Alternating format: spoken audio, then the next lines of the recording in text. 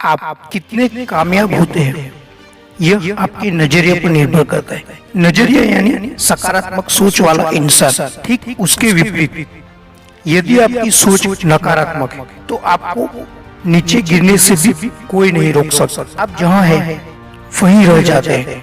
David और गोलियत की कहानी कई लोगों ने सुनी होगी। बाइबल में बताई गई यह कहानी सकारात्मक सोच का बहुत अच्छा उदाहरण है। यदि आप नहीं सुनी है तो सुनिए। गोलियत एक राक्षस था। उसने हर आदमी के दिल में अपनी दहशत पैदा कर रखी थी। एक दिन 17 साल का एक भेड़ चराने वाला लड़का डेविड अपने भाइयों से मिलने के लिए आया।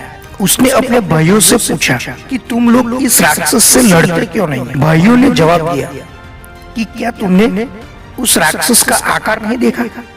वो कितना बड़ा है, वो एक झटके में हमें मार डालेगा।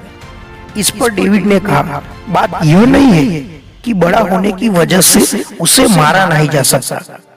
बात तो यह है कि वो इतना बड़ा है कि उस पर निशाना आसानी से लगाया जा सकता है।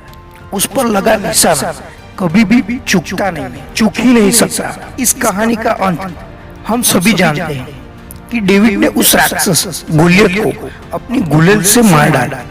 राक्षस वही था, लेकिन डेविड का नजरिया उसे उसके भाइयों से अलग करता था।